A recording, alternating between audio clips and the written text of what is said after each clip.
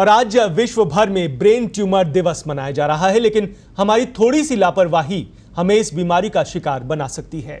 कई मरीजों को सर्जरी के बाद भी दोबारा ये बीमारी हो जाती है। आखिर किन सावधानियों से इन बीमारी से बचा जा सकता है, इन्हें रोका जा सकता है? आइए दिखाते हैं आपको पत्रिका टीवी की ये खास रिपोर्ट।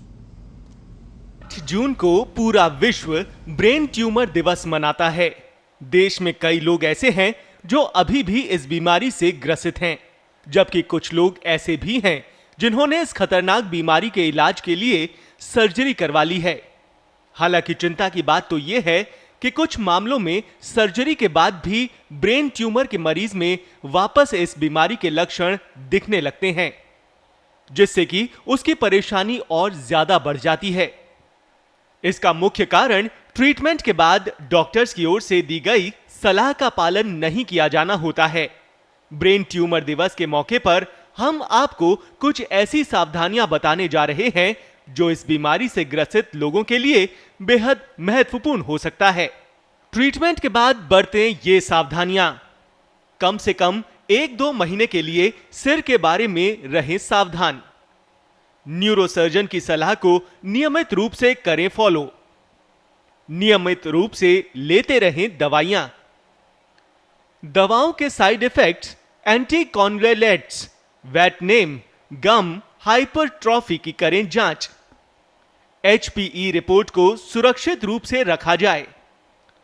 पुनरावृत्तियों को देखने के लिए न्यूरोसर्जन की सलाह के अनुसार किए जाने वाले स्कैन का करें पालन। RT या कीमोथेरेपी का पालन जरूरी। अब हम आपको मिलाते हैं राजधानी जयपुर के सवाई मानसिंह अस्पताल के न्यूरोसर्जन डॉक्टर रशिम कटारिया से, जो ट्रीटमेंट के बाद रखने वाली सावधानियों के बारे में बता रहे हैं। नमस्कार, मेरा नाम डॉक्टर रशिम कटारिया है और मैं न्यूरोसर्जरी में एसोसिएट प्रोफेसर हूँ SMS हॉस्पिटल में। आज मैं आपसे ब्रेन ट्यूमर के ऑपरेशन के बाद में मरीज को क्या क्या परहेज रखने चाहिए, इस बारे में आपसे बात करूंगा। देखिए, साधारणतः 5 से 10 दिन ऑपरेशन के बाद में मरीज को हॉस्पिटल से डिस्चार्ज कर दिया जाता है और ऐसे में मरीज को अपनी साफ सफाई का ध्यान रखना होता है। मरीज को ये ध्यान रखना होता है कि मेरे सिर पे कोई चोट नहीं लग जाए या मेरे सिर की मैं साफ सफाई रखूं, ये प्रॉपर उसको देखना होता है। मान लीजिए ऑपरेशन सिर से ना होकर नाक से हुआ है, तो मरीज को ये ध्यान देना है कि भाई मैं नाक में से कोई खून आए, नाक में से पानी आए तो तुरंत वो डॉक्टर से अपने संपर्क करें। अगर आप ऑपरेशन के बाद में बिल्कुल सही रह रहे हैं तो इसका मतलब ये नहीं है कि अब आपको चिकित्सीय परामर्श की जरूरत नहीं है।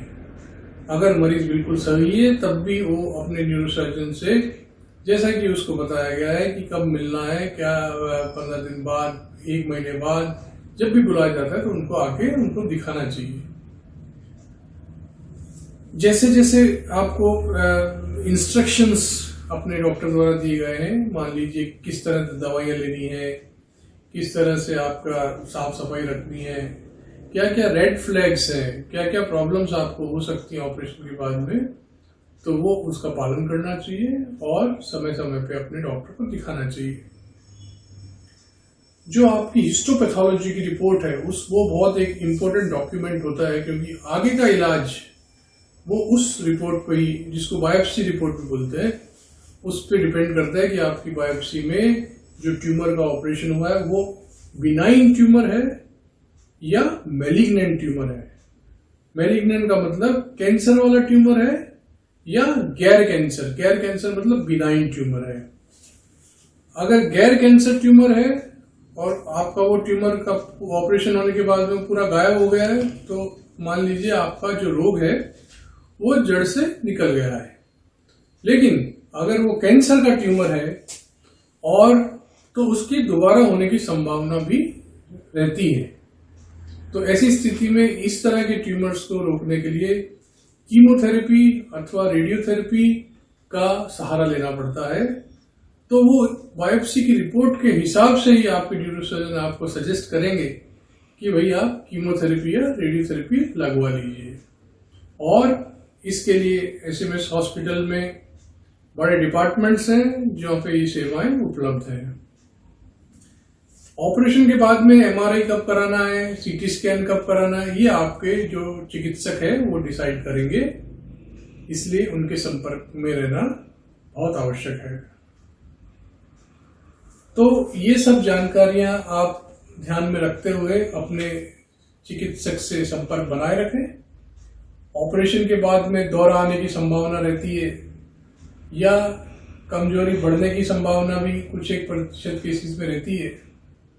तो ऐसी स्थिति में कब क्या निर्णय लेना है, ये आपके चिकित्सक उस बारे में बखूबी से निर्णय ले सकते हैं। और ऑपरेशन के बाद में साधारणतः मरीज ठीक हो जाते हैं। कुछ केसेस में उनके दोबारा ट्यूमर होने की संभावना रहती है, लेकिन उसको कीमोथेरेपी, रेडियोथेरेपी द्वारा कंट्रोल किया जा सकता है। धन्यवाद।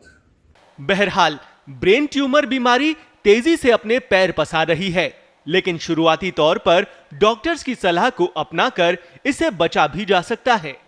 ऐसे में मरीज को सावधानी रखने की जरूरत है।